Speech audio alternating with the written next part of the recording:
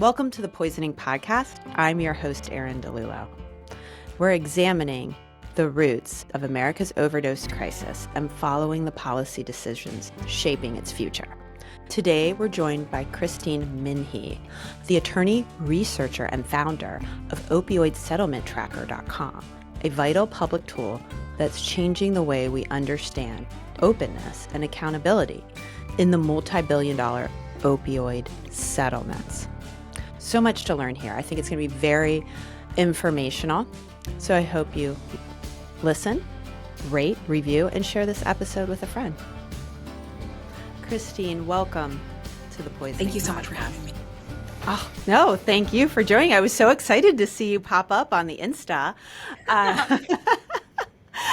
There's always a lot of, and I understand this, there's a lot of recovery stories showed on Insta and a lot of, Instagram, and a lot of memorials to folks, right, that have been lost in this epidemic, but not a lot of data and education on what's going on with opioid settlement dollars, which I find fascinating. So I'm so happy to have you on as like the expert in opioid settlement tracking. Actually, this morning I was talking to a very an attorney at one of the very large firms that was hired by several of the states to help litigate the opioid cases. And I said, I'm going to talk to Christin Minhee of Opioid Settlement Tracker, and they knew exactly who you were. So you're, at least lawyer famous, now hopefully Instagram famous.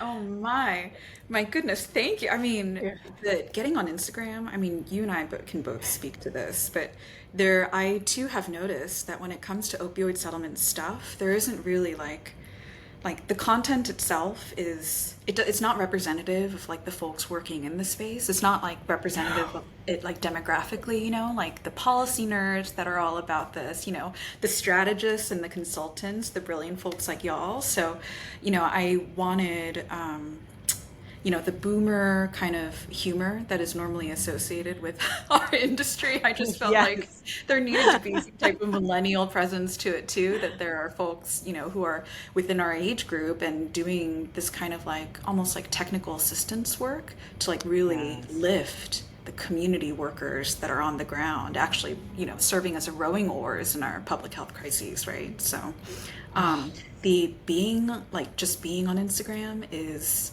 a huge jump. Like I started tracking opioid settlements in 2019 and I was very, very private. Like I would do the interviews and, I would do that because, the issues need to be talked about, but my Instagram was private and, all of that. But I feel like there's been and I would love to hear your thoughts on this. I feel like there's been a bit of a shakeup with a lot of the federal funding cuts.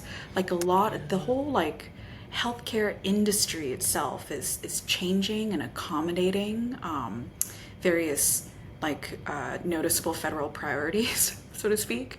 So there are a lot of former federal health agency workers who are entering the consulting fray, and then a lot of us, I think, collectively are noticing that there are a lot of folks who are working on health and equity related issues, but sometimes the narrative can be dominated by what politics are bad, the bad politics du jour, and the like. So actually, I would love to hear your take. Instagram has been a bit of a challenge because everybody wants something quick and beautiful. Does that make sense? And I'm guilty of that, the easy scrolling. I want to see where you're vacating and, did you have an anniversary trip and all the fun, nice stuff. Or my best friend's a flower farmer. I have her flowers right there. I want to look through the flower gardens. It's just, positive, easy, and somewhat superficial, right? It's just like an easy scroll. It's mind-numbing and beautiful. But to really make a policy point, I think is great.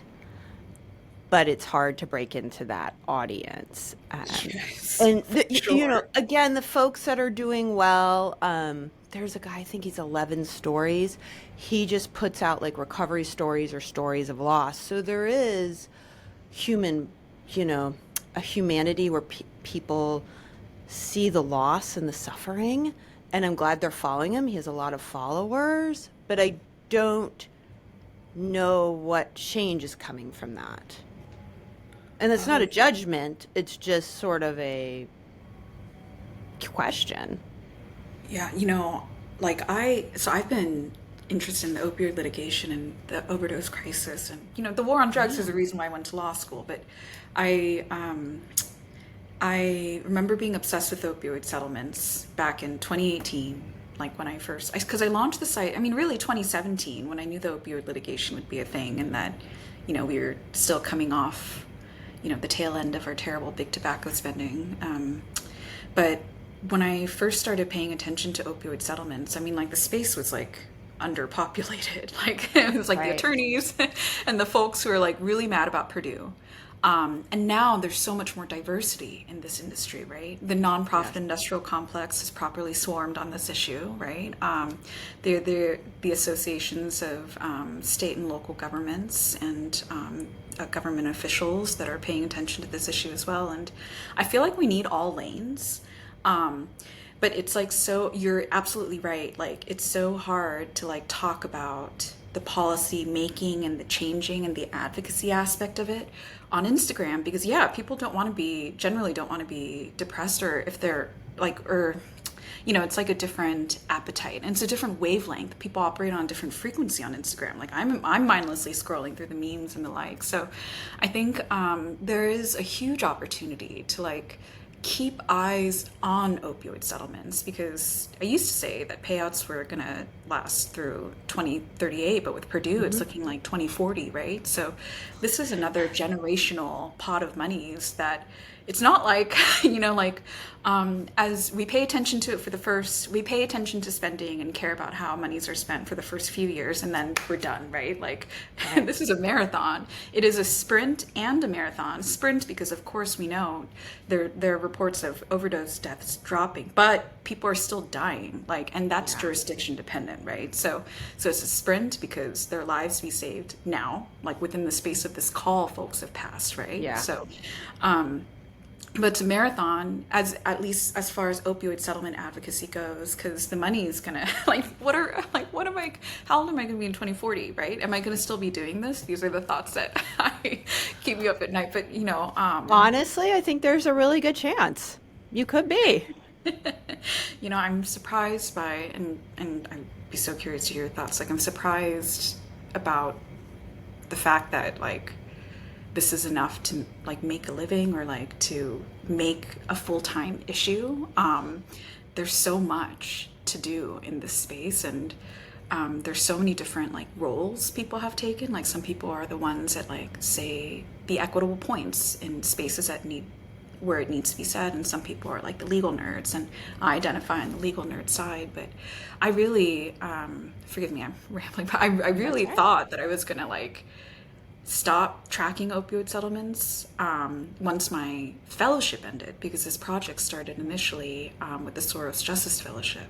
But once that fellowship ended, that was like a 21-month term, then I was able to convert some of my fellowship partners into consulting clients. And the need for consulting in this space, is like Huge. huge, as you know. So that aspect of it really surprised me. And but what a freaking joy, right? Like my autistic special interest, I get to, like talk about all the time now. So, what a blessing.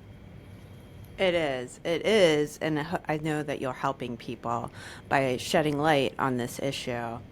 So, I mean, I think even if you were to talk to the average person today, they'd be like, tobacco settlement? It was misspent? What are you talking about? And that everyone now knows you can't smoke anywhere. I was just in St. Thomas, and I think like the whole part of the island we were on was tobacco free. You could not have any type of tobacco. It's like everywhere you were, it was like tobacco free, tobacco free, tobacco free. Now that Yeah. obviously that's not the 50 states, but still U.S. territory. It went. I think cigarettes have,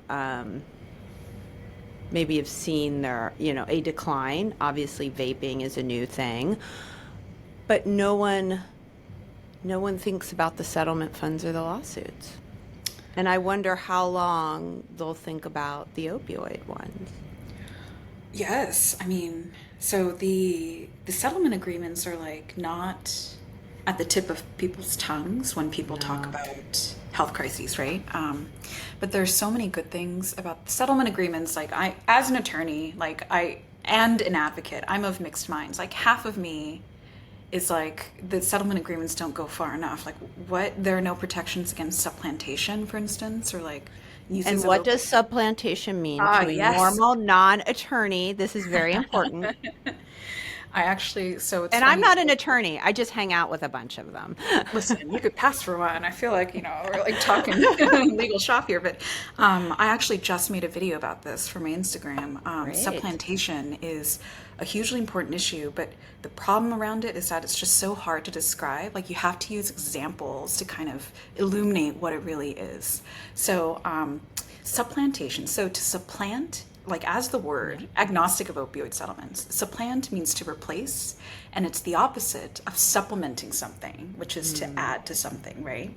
So supplantation vis-a-vis opioid settlements, and this is where opioid settlements can be used as an example to describe what supplantation is.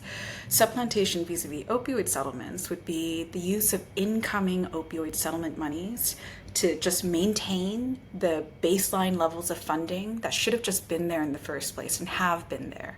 And this is, so let's say for harm reduction, right? So, and this is something that a lot of us advocates care about because it's exactly the opposite of what we want to see happen. We want to see these monies be used to supplement existing programming, supplement what's already there, right? To add to and not just merely replace or just barely maintain. We want to see these opioid settlement monies be invested, to be invested sustainably so that it outlasts, folks' political attention on opioids, but also so that it can long term do something about the war on drugs, right? Because the settlement, so that's, the issue of supplantation, but the settlement agreements, the point that the, like, I feel like they could have gone further, but they also do so much good work, like the prohibiting certain types of marketing of Sure. pharmaceuticals. I mean, pharmaceutical marketing is, I can ramble about that for forever, right? But the behaviors that the settlement, money aside, the actual like injunctive behaviors that the settlement agreements impose upon state and local governments, at least, like that. I mean, that is informed a lot of the conversation around like what deserves stigma and what doesn't deserve stigma. Like tobacco now is like properly, we see this more outside the U.S. Like I was in Canada, for instance, and I'm someone who is addicted to nicotine. Like I Oh. chew nicotine gum because nicotine gum is harm reduction in action, right? So tobacco cessation for me means nicotine gum. But I was in Canada a few years ago, and at the time I was still smoking cigarettes, so I smoked a cigarette and thinking nothing of it because, in the US you can just go out on the street and smoke a cigarette, but in Canada, I'm like, my goodness, like I knew immediately socially I'd done something wrong. And then I Googled on my phone, I'm Wow. like, are you idiot, Christine? Like you're obsessed with big tobacco, but you didn't know that you could, so that type of thing. That we hope that it's not just about like opioid use prevention with opioid settlements. The good that can be done with opioid settlements, it's not just about like opioid specific related things. I think that this is a once in a generation historic influx of funds, and if we don't use it to like move the needle on the way that we think about drug use in this country, and if we don't use it to like face head on the problems caused by the war on drugs, like then we're just continuing to live in a type of la la land, right? So we want to see these monies be used towards like the real. Well, there's obviously supply and there's a demand in Absolutely. addiction, and we have an administration that is working on the supply aspect. Obviously, we hear reports all the time: seizures, seizures, seizures, and state AGs, whether they're Republican or Democrats, they put out their releases on how much is seized when they work with a law enforcement agency to do that. But I don't see as many press releases on when they're helping on the demand side. Does that make Yeah, sense? absolutely. I mean, I my first foray into opioid settlements was a piece called "The Cure for America's Opioid Crisis and the War on Drugs," and in there it's just, I as a law student, I just remember being obsessed with the fact that we were taking such like a supply side approach, and the supply side approach also fosters, at least politically, this kind of strongman mentality. Of course, Trump's famous "I alone can fix the opioid crisis," or "I alone can fix it, and we just need to exert force to prevent this problem in America from taking more lives." But it's the undergirding demand. I mean, like, there are studies that show that if you like oversupply does like produce greater consumption. But as far as demand goes, that's a far more complex issue. And, Bruce Alexander out of Simon Fraser University, of course, he writes about like Rat Park and, the fact that rats, this famous kind of study that was done, rats that live in wire cages with no one to play with, no one to mate with, bad bedding, terrible food, Yeah. they're going to consume more cocaine laced water than rats that live in a nice, like, kind of Petco playland of, different foods to eat and other rats to play with. And arguably in America, we live in a very barren, wire caged, like Rat Park, at least spiritually and psychologically, right? Because we have this economy that is rapidly shifting, and isn't reinvesting into the ability for people to re-engage with the workforce, right? So we have a large swath of displaced folks. And there are studies that show that like opioid crises and overdose crises occur after there's a big hit to like majoritarian norms within a country. So we see like this is not our first opioid crisis in America. Like after the Civil War, we saw an opioid crisis, and after the fall of the Soviet Union, like young Russian men, took to heroin quite quickly. So we're seeing this kind of like situation in America where there's huge cognitive dissonance. Like we're politically kind of still doing the strongman thing. Like we're the best on the international stage, and like we just need strong leadership to apply brute force and all the things. But there's a heart and soul to this country too that is being trampled by that. And I feel like that for me is like that is the demand of it. It's just like, are we gonna really stigmatize people for wanting to anesthetize themselves to death when the life that they see outside of them, like sometimes there are no clear roads to like improve the things that they're suffering from. And which is why like pervasive treatment, prevention, harm reduction resources are incredible. And I'm, for one, have spoken a lot about harm reduction in the past, and how it's like the clear logical choice for things, because it necessarily includes community voices. So all the things. All the things, and I've said this a few times on the podcast, but Beth Macy had a op-ed in the New York Times this past fall, and she quotes a fire chief from West Virginia, my state, which has been hit hard, and that fire chief is naloxoning the children and the grandchildren of OxyContin victims. They're now ODing from fentanyl because they were raised by people who had an addiction problem and never got help, and that's the only thing that they know. And so the cycle is not broken, and she's literally have saved generations of family members. Yeah. So this is how complex it is, which is why I do this podcast. And yeah, it's hard. It's some heavy stuff. So let's talk. You've argued states need guardrails for transparency.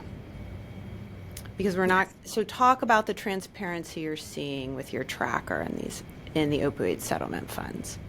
Yeah. So 2 years ago, Aneri Patani at KFF Health News and I, we took a look at states' written promises to cough up in writing how they were spending the monies, which in legal terms is public reporting requirements, right? So Aneri and I, Fave, opioid settlement journalists, we took a look at the state's like legally binding plans, right? Like, so not like the press releases where the AG says like, our whatever, like not the politicized language, the legally binding language, the Sure. statutes and the contracts. We took a look at those and how many of those actually spoke to the need to publish these expenditures and to say how these monies were being spent in dollar amount terms. So in 2023, I mean, like at the time, like when we did the analysis, it was only 12 states had promised to report 100%. Just a few months later, that number jumped to 18. Now it's, I continue to track expenditure reports on my website. It's the opioidsettlementtracker.com/expenditures. And there you can see not only kind of a map of transparency, so to speak, like, which states and kind of which regions are being more transparent. But if you click around in the map, you can also see where the states are publishing their expenditures. So transparency with opioid settlements, like, I mean, I just made it sound like, oh, more states are hopping on, so things are, rosier. Something that does not speak to would be the quality of reporting, right? Because Sure. Alabama, for instance, like, technically, if we want to judge states by two things, like, are they talking about how they're spending their settlements, and is there a dollar amount attached to it? Just based off of those two things, we would have to give something like Alabama's annual report credit for merely saying like, oh, $10 to $15 million for the Department of Mental Health to abate the crisis. It was that vague. It was that vague in a prior report. I can't speak to their most recent reporting immediately, but in their prior reporting was that vague. It was like hundreds, tens of hundreds of million, tens of millions of dollars towards a department to do good things, right? That isn't sufficient. That's just straight Right. up insufficient. I've made this point prior, forgive me, but hundreds of thousands of people had to die for states and localities to get these billions of dollars. The morally basic, bare minimum thing to do is to speak how you're spending the monies into the mic so that people can hear it, right? And if you aren't doing that, then it's just like, what, do you think that everyone has amnesia, right? It's just, at that point, it kind of insults the kind of a national intelligence in a way where it's just like, and it also just kind of, sometimes I get a rationale from state departments the folks who work in these states that are not very transparent. I mean, there are good folks doing good work everywhere. I'm not trying, this is not like Sure. a departmental diss in any way. We're speaking generally as to states, but, when you ask them like, can you publish more of how you're spending these monies, sometimes what people say is, there's a lot of internal pushback. Like the folks who are actually spending the monies can't themselves cough those figures up. And that speaks to the quagmire of state politics, right? So something we've noticed is that, the states that are generally being more transparent or kind of were more transparent at the start with their opioid settlement spending, they're kind of like their vibe is just a little better when it comes to like health policy, right? Like the states that are wildly not transparent, I spoke about this on Freakonomics Radio, but Texas, for instance, was wildly not transparent with, at the time, it's $2.8 billion. Now the figure has risen, but the states that are not doing well in the transparency game, you kind of could have picked them out of a lineup, frankly, which is kind of speaks to the fact that the inertia of state politics certainly informs the ways that these monies are being spent. Not in all cases. Like some states are looking at opioid settlements as this funds not only to legislatively set aside, which is itself not unique, but these funds with which to do more experimental things, to try a different direction of drug policy. Sure. There's some of the states that are doing that, but for the most part, I mean, state government's going to state government. We notice that a lot with transparency. Is that your like bumper sticker? State government's gonna state Yeah, government. seriously. Let's go in together. Let's do an Etsy. Let's see. Speaking of Etsy, so I was at an attorney general alliance conference last week, And of course, they had a great panel on counterfeit drugs, touches on fentanyl. Well, it actually focuses a lot on fentanyl. But then they had a panel on GLP-1. Do you know, Pete? And this is just my little divergence. I didn't know people were buying like Wegovy knockoffs on Etsy.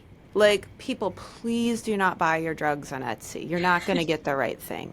Like, It's like we all would love to drop. We'd all love to drop a few Silk pounds, Road but and Etsy is Etsy. not the place for that. Oh Maybe our man. bumper sticker, not medications. Oh yeah, yeah. The law enforcement officers, they had testifying on this panel about how these drugs Dang. were being purchased on Etsy, and then they're tested, and they're like, I mean, it wasn't. No one's died like from synthetic opioids, but still, it's early in this new wave of pharmaceutical weight loss drugs. Yeah. Sorry, that's my little off. When I learned this, I was like looking around the room, thinking to myself, "What?" But you know, you click on an ad on the social media, and that's where it takes you. Yep. Yep. And where there's So, demand, supply will find a way. right. Yeah. So, ha very few victims, and I think this is very important because you and I live in a bubble of state government, opioid epidemic, illicit drug world. What individual victims or victims' families do you know that have received money from these opioid settlements? I mean, none yet because Purdue hasn't paid out. I mean, like, Right. uh, th- so something that folks don't. So I don't really talk about this because it's kind of a thing I do on the side. But I Okay. work as an expert witness on drug possession cases for certain Mm. counties in Washington State. And this comes after I had interned as a prosecutor in law school and in the city of Basel because I wanted to see how the overdose crisis was affecting a city outside of Seattle, right? And through that job and through my expert witnessing, I've kind of have become email Christine if one of these money's going to come out like that. The folks I've met on those two jobs Sure. in particular, like reach out, and it has been years of sorry, nothing yet, sorry, nothing yet, sorry, nothing yet. I sit on the National Advisory Committee for the Opioid Industry Documents Archive, which is a project with Johns Hopkins and UCSF. And there, one of my co-committee members, Ryan Hampton, who of course is Yes. a very well-known advocate. He went on the record recently. Like he said, my payout is estimated to be like $3,500, and that's like, the gallows, Interesting. just like the gallows humor of that is just terrible, right? Where it's just like, oh, are you serious, right? How many Um, how many days of recovery does that cover? I that was it pennies on Purdue has always gotten pennies on the dollar, but Yeah. this is like decimated pennies on the dollar, or how do you make that sound more extreme? Pennies on the dollar, whatever that is. I mean, my argument for like extreme transparency is it's how you give citizens the ability to feel like it's not a fraud. Like, oh yeah, there's billions of dollars, but no one who actually was hurt is going to see something. Um, they just, Yeah. it's why they don't have faith in systems. I personally, I think the Sacklers should be behind bars, but sometimes really wealthy people just get out of it. Yeah, I mean, for sure. And that's something that was a theme for me. And still a theme for me now, like the feeling caught in between two worlds. Because of course, like with the opioid settlements, the opioid litigation, like it wouldn't exist without like the fancy white shoe law firms and the bougie Yeah. bouge, so to speak. But I came to law school for very different reasons, right? Like Hmm. I'm someone who is directly impacted, and I was obsessed with the war on drugs because Mm. it's like this is a national lie. Like this is a scam, right? Like, this is a scam. Like how and the scam being this very human thing that we do, which is take drugs, right?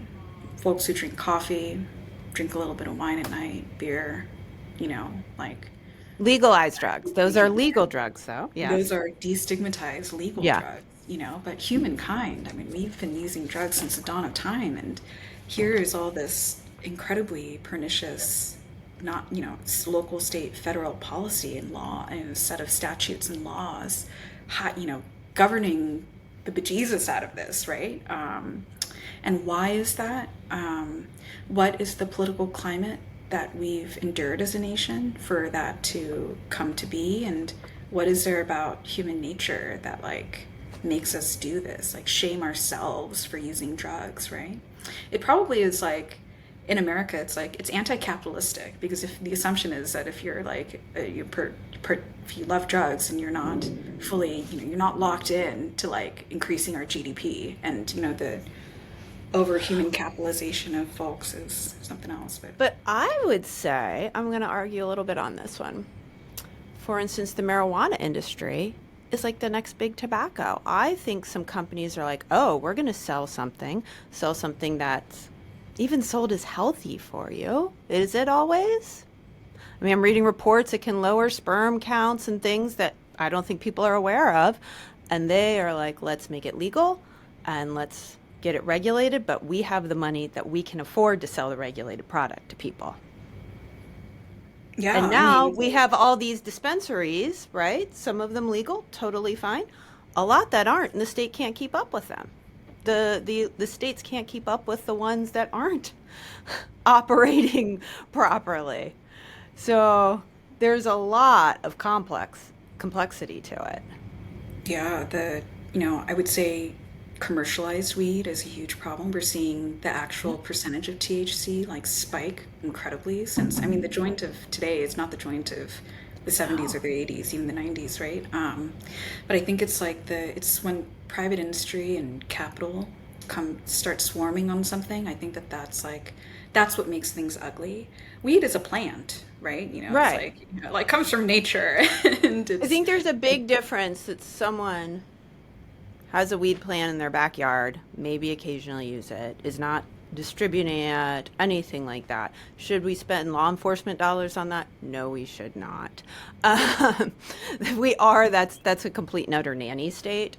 Uh, but I do think our culture has pushed that, like, drugs are okay. And, I've written a lot of our TV shows and celebrities, which I don't really think even the Kardashians maybe um, back to the weight loss drugs, have their own version of a GLP-1 now.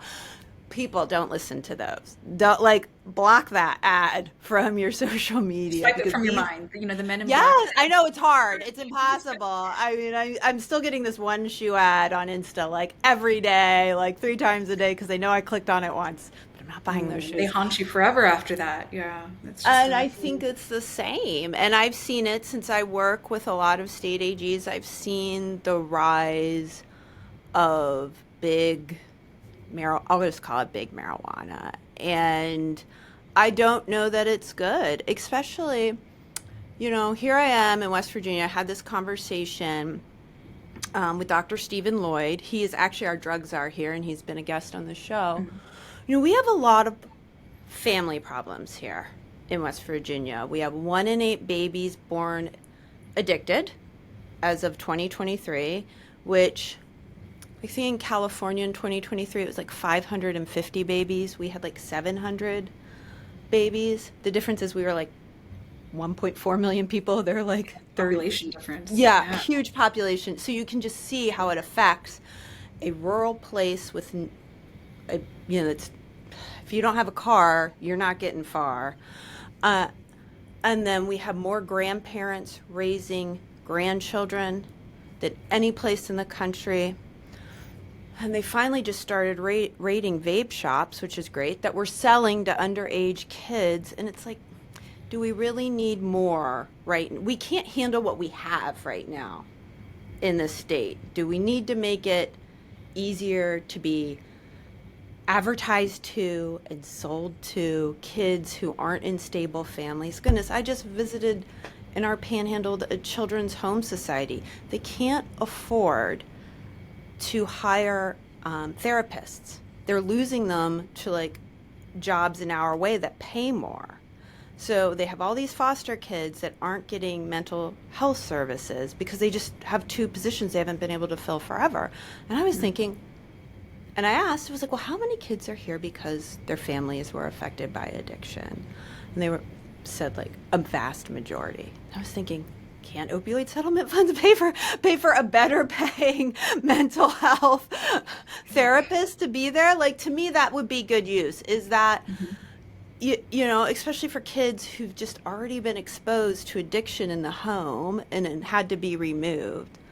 To me, I know that isn't like the first thing that comes up to everybody's mind, but that was like going off in my head on Monday when I was meeting with them. So, yeah, yeah. There's always a little. I mean, there's so much. But okay, so let's talk. You've said there's a few states that or there's. You said several states that are not going to report. What states are doing a good job? Can you list a few for us? Yeah. So this is an example that is used a lot, but Colorado and North Carolina Okay. are my favorites because they were committed to reporting dashboards and like Nice. dorky web pages to publish information. Like they were so earnest about it from the start, like both of them. So it's like I was pleased by the earnestness because that role modeled what could be done for other states, right? In terms of the quality of reporting, now I mean like they have some hot competition, and I would point folks to the expenditure reporting map on my site for you want Yeah. to look at the states that are white versus red, right? Sure. And that color choice was deliberate. Like I thought like like why don't we make the fully expenditure transparent states green, and then I thought no, like white is neutral, that's the default. Like red, if you're not reporting, then I'll make you red, Okay. whatever. But if you are reporting, then you're just white, you are neutral, right? Because I'm not going to give you credit, I'm not going to put you in green if you're saying $15 million to the Department of Health for good causes, right? That's not good enough. But anyway, there are states that have role modeled what to do, and it's not just from the public's perspective, like what is publicly available. Like of course, like it's always good to have good examples out there, but in terms of internal functioning, they serve as case studies. Like North Carolina, for instance, the North Carolina Association of County Commissioners were very bullish at the outset. They said, we in Mm-hmm. particular in North Carolina,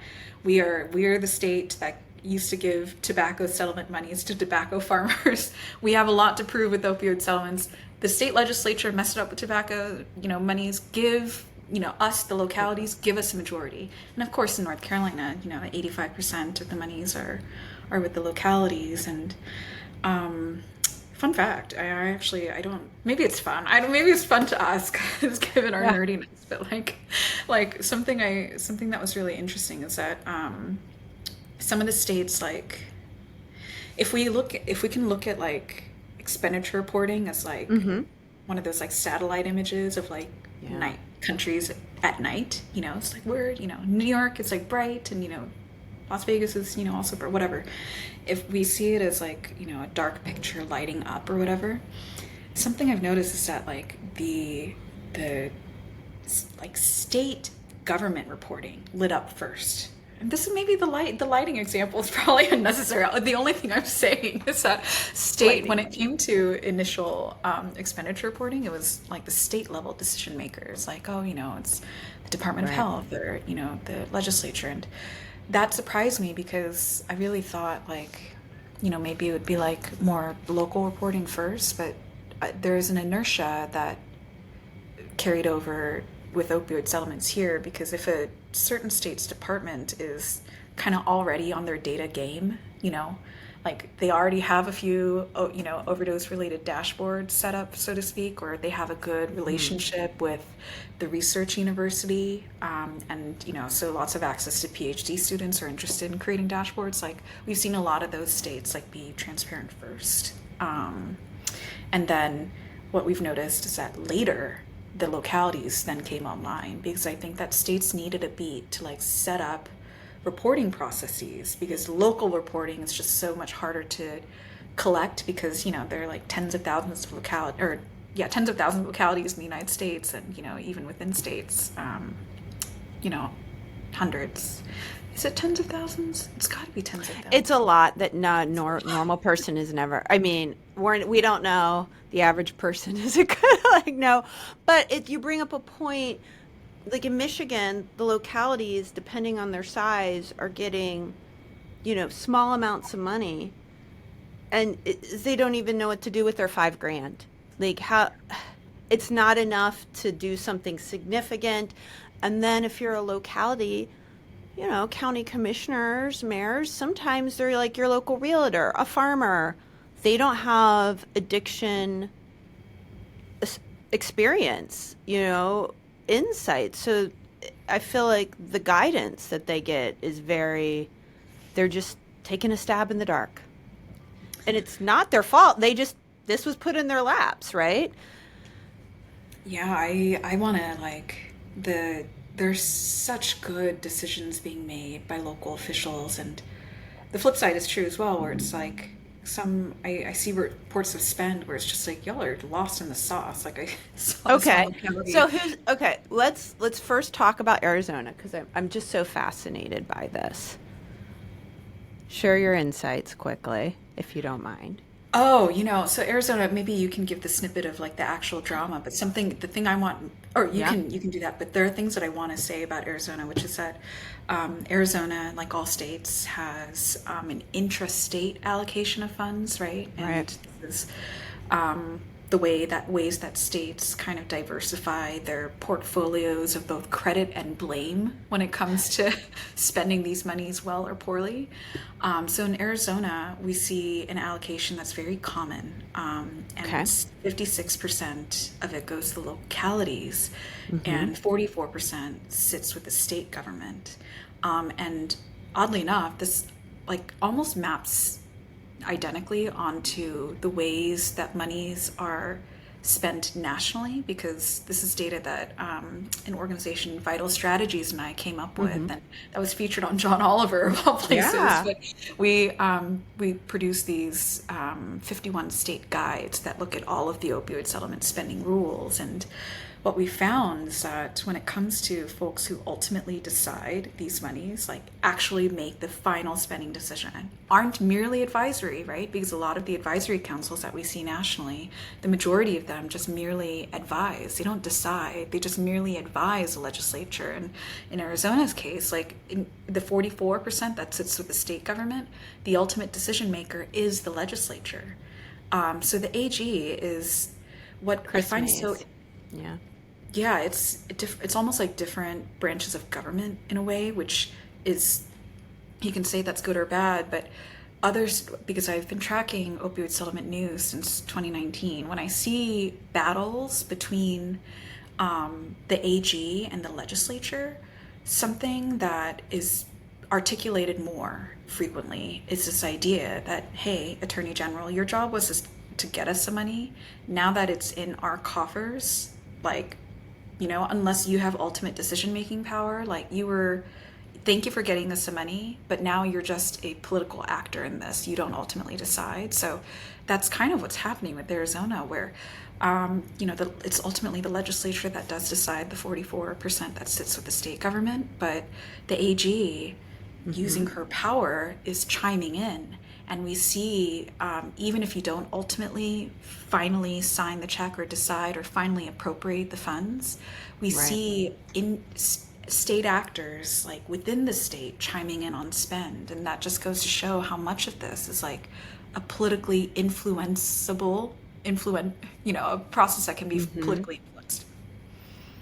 Yeah. So it was actually, I think, the governor of Arizona asked the legislature to use the 44% that they currently had to take it and fund the correctional system. Yes, DOC is getting a ton of money in Arizona, and you're absolutely right. It's the AG that And kind of Chris chimed in after Mays, the that. AG, like fought, even though she didn't have the standings. I I praise her for trying to do the right thing and saying, no, that's not where the money should be going. And, and I think there was a loss. They sued each other. But good for AG Mays because, yeah, she did litigate this and she's seen it. I think all these state AGs, and I know so many of them through my work, they see the stories. They are like, they know the examples, and they live it every week. And so I just praise her for at least trying, and then not letting it happen without people knowing. Yeah. And you're highlighting something that's really huge to talk about, which is the role that governors have when it comes to influencing legislatures. I mean, we can talk Right. ad nauseum about this, but the govern the National Association of Governors, and is that the acronym for the, how you break down the acronym? I don't know. Probably Governors? that's the nonprofit bipartisan group, right, National Association of Yeah, Governors, they're right? R's, combust NDs, they all get together. leaders. Yeah. Yeah, the they so when Vital Strategies and I took a look at how states were spending the monies and the kind of rules of spend, Arizona is a case where by the letter of the law, it's the legislature that decides, and but the Hmm. governor retains the traditional role vis-a-vis the legislature, which is being able to influence out of how things Right. occur, right? And this is but the thing that I want to point out as a ray of hope is that legally it's the legislature. The governors play a huge role in the ways that legislatures appropriate their funds. But I mention this solely because there isn't that opens up the political process to the rest of us, right? Like Yeah. technically, there is a duality. There is this closed door of the power players in the states are gonna whoever, regardless of what's written down legally, there is this reality where power players are going to power player and decide the things. But, this is still America, right? Like we have to hold on to the rule of law and, a modicum of civility, all the things, and faith in the political process and democracy. And so when it's the legislature that decides things, or at least on paper does within states, that's when I say to folks, like, don't give up on the bird dogging just yet, right? Like the traditional things y'all do to move and shape how a kind of state legislature might decide, like keep doing those things. Don't let the foot off the pedal. I mean, what would you, I mean, you advise in this space. Like, talk to me about perspectives you have on this.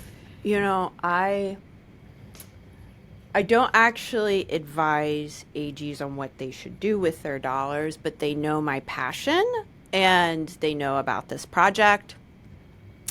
I am a huge advocate. When I started much later than you, of naloxone, and everyone says, or maybe not everyone, people in the bubble, in the know, like I sort of debated a little bit with Ben Westhoff. He has a great Substack called Drugs and Hip Hop because he's like, enough with naloxone already.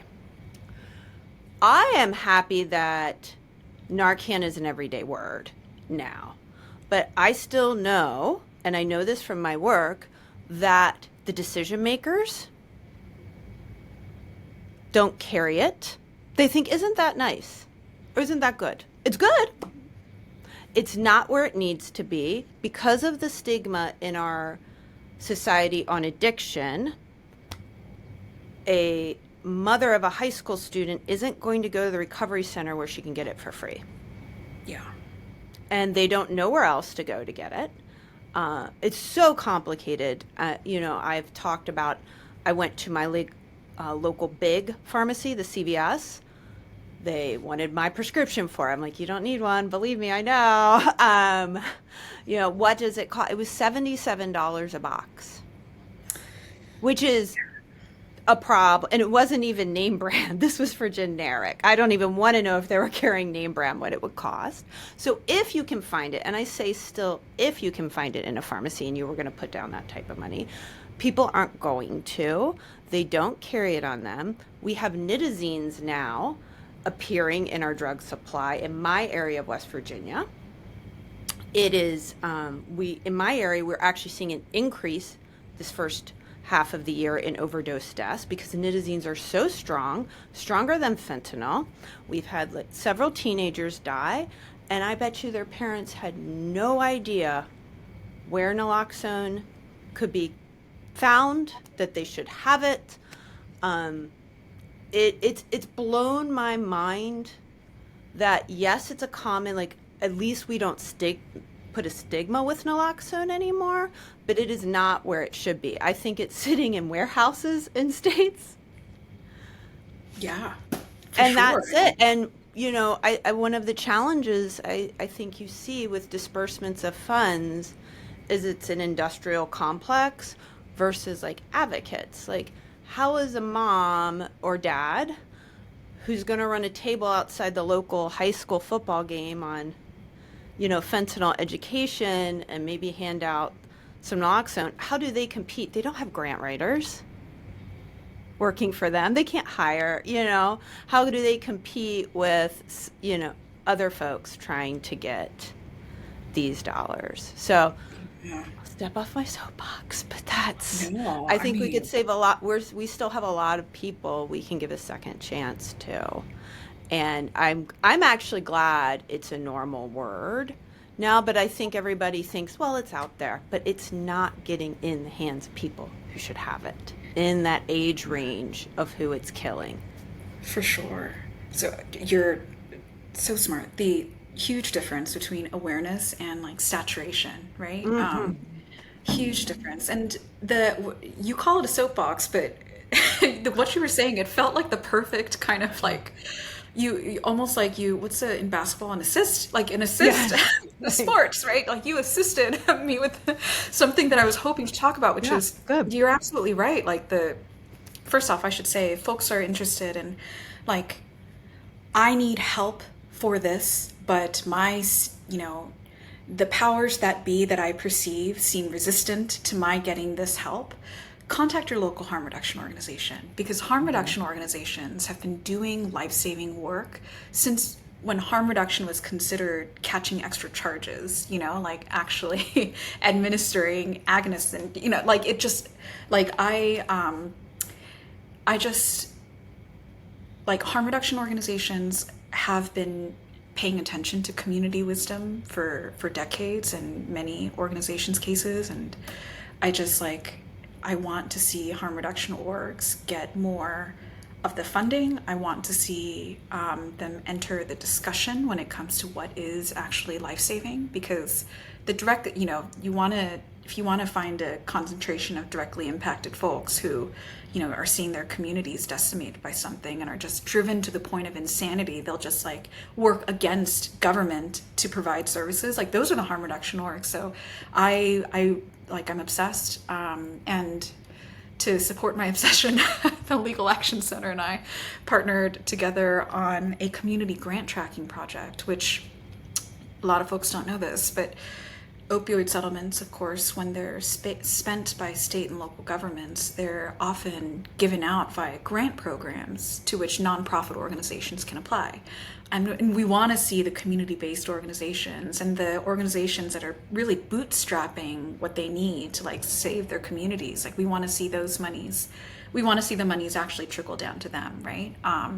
But the problem is that there isn't an entity that collects all of the grant opportunities that are available nationwide, like whether a state sets up a grant program, and the secondary important question, whether or not nonprofit organizations are considered eligible applicants.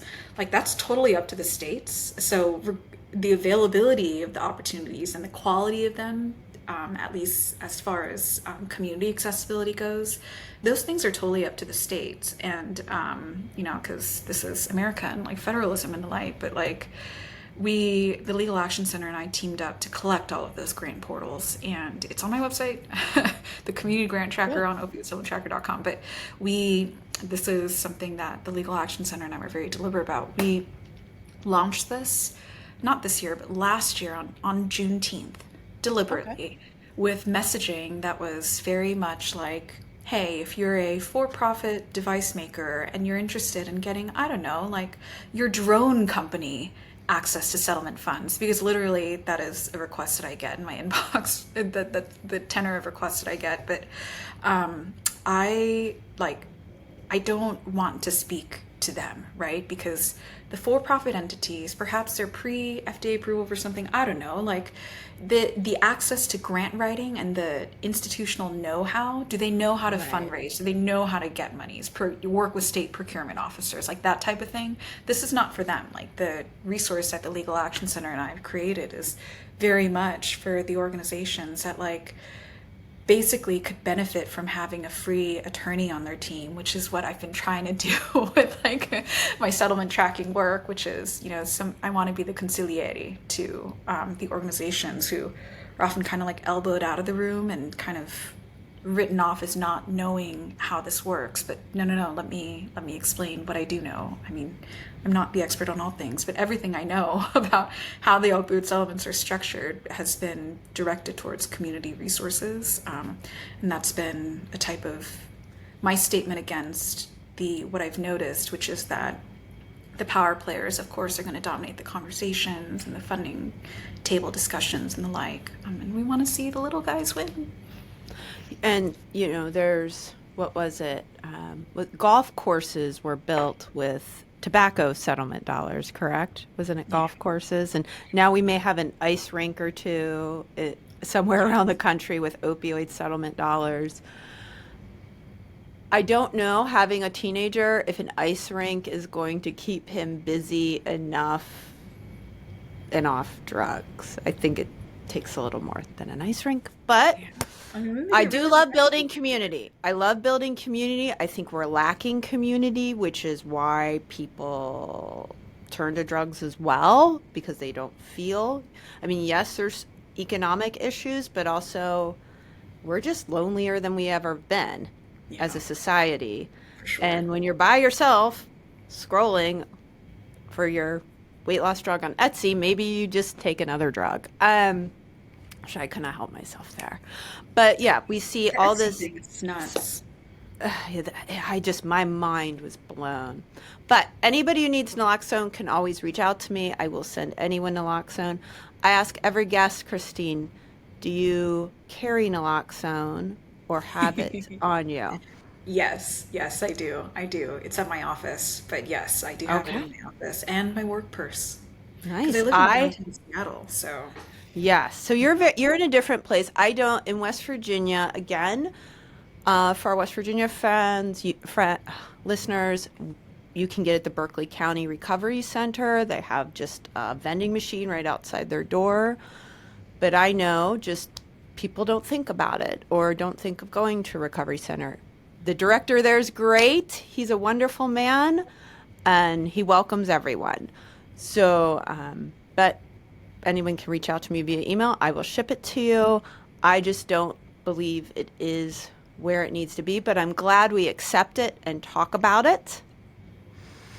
yes, And it's absolutely. just, we actually, the legislator tried to tax it in West Virginia this year so that they could use that money to start a hotline to report drug users, which didn't go anywhere. Praise the Lord. Okay, good. I'm glad you said that because I did you see my body? I'm just like Yeah, oh, I know. I looking at know. my Well, earpiece. and again, Dr. Lloyd talked about this, and he's our drug czar, and he's in recovery and has a lot of great ideas and recommendations around addiction and recovery. And he was like, "Are we going to tax insulin as well? Like where do we go? Where does it go?" Yeah, no, So, seriously, the taxation aspect of it should be on the point I make in like my super nerdy law mhm. student piece is that why don't we sin tax opioids the way that we sin tax tobacco, which is an Mm, unfounded like it's wow. the data has shifted enough where that as a proposition is less cute, but we have a history in this country of taxing like it working out to tax the sinful thing, which is why, Hmm. liquor and cannabis boards are, so prolific within state enforcement regimes for health. And, but to tax the thing to tax medicine, just tax insulin to tax naloxone like Well, that. It's like, they weren't asking to tax, and diabetes is the number one killer of all West Virginians, sadly. That's our biggest threat is bad food choices and lack of exercise. But Dr. Lloyd made the comparison like, well, if people can just give up their opioid use disorder like that, maybe diabetics can give up. I mean, it's just not, it's not practical. It's not practical and it's not kind. It's really, yeah. surprising, but there's still that is not the thought of a lot of great leaders in West Virginia, but there is that undercurrent still. Yeah. Whereas, I would say the Pacific Northwest is totally different. If you look at drug policy, so every state's a little different. For sure, for sure. There is, as a Washingtonian, it is my duty to say, but there is Eastern Washington because it's True. Yeah. No, that's a very different part. Seattle versus Eastern Washington. Eastern Washington might have some West Virginia feel to it, honestly.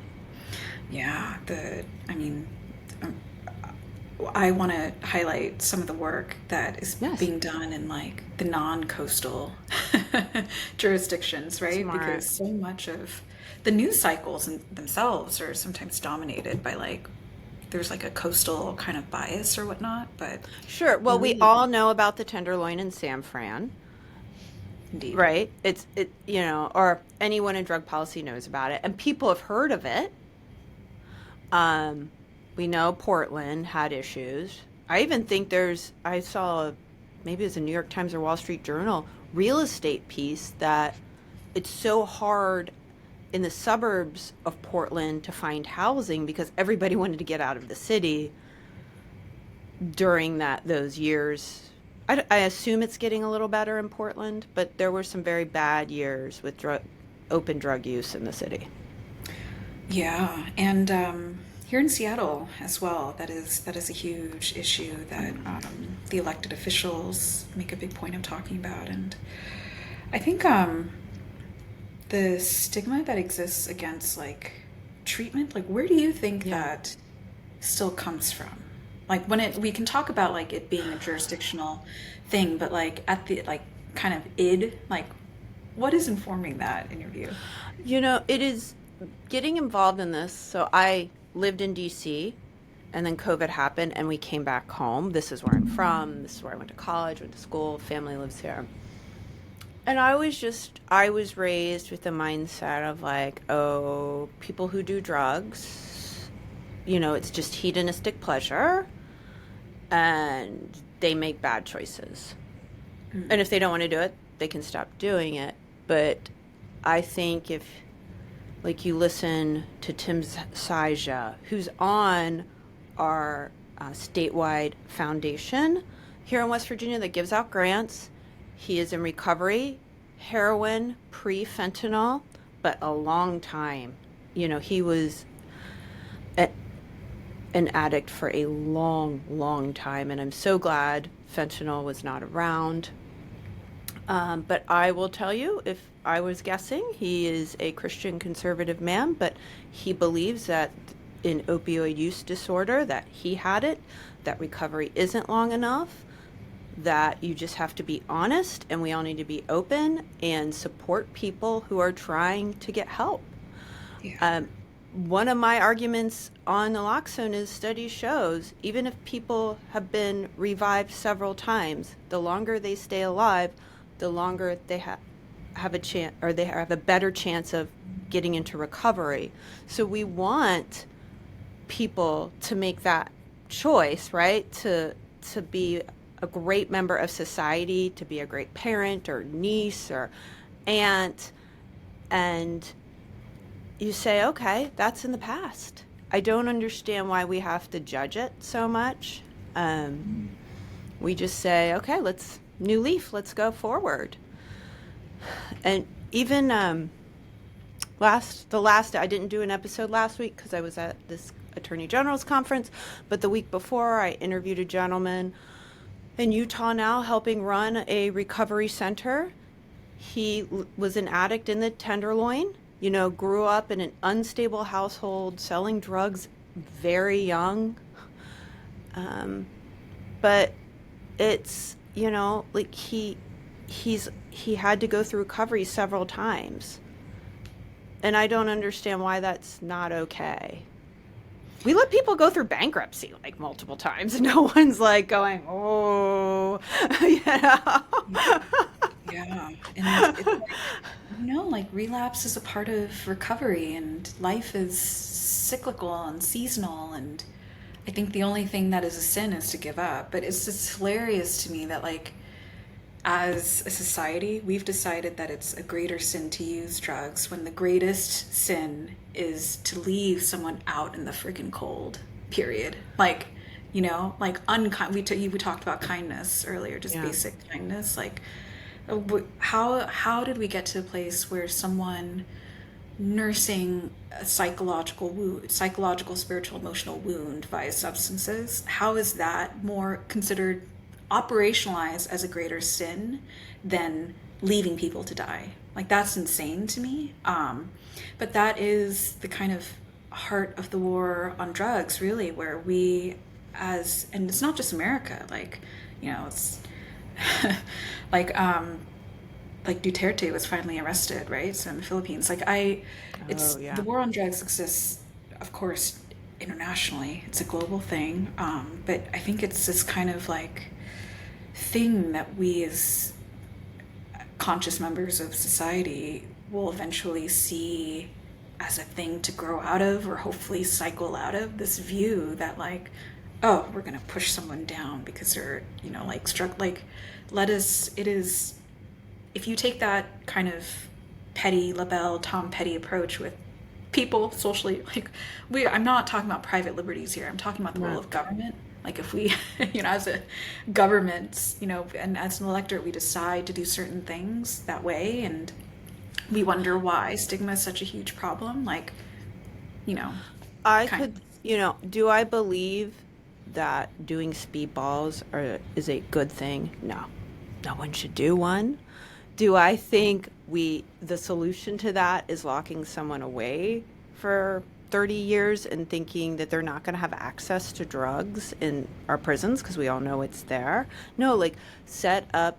I actually like drug courts when it can give someone a chance if they've done something like stealing for their to feed their supply. Let's give them a chance to get real recovery and in support and jobs.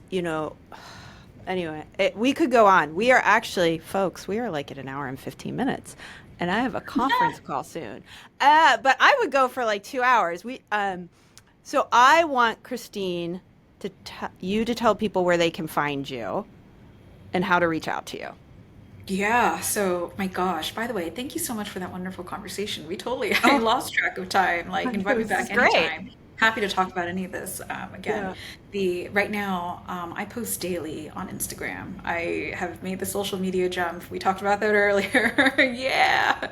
But at Opioid Settlements is my Instagram handle, and that I'm going to post every weekday until I can physically no longer post about opioid settlements. And then, Great. of course, the project itself is my settlement tracking project is a website. It's opioidsettlementtracker.com, and there will be links to everything I've mentioned in this podcast. All of the resources of the Legal Action Center and Vital Strategies are all linked there. And as far as reaching out to me, I mean, email is a good way to go. I Perfect. do consult in this space and speak at gatherings where folks are interested in opioid settlements, and there is a consulting request form on my site, but you can just shoot me an email at Christine@opioidsettlementtracker.com. And I can vouch that you respond. Not everyone does. Yeah, some people don't. Before I let you go, I Yeah. do. I have to ask you: Yes. are you familiar with Jason Derulo, No. the artist? No.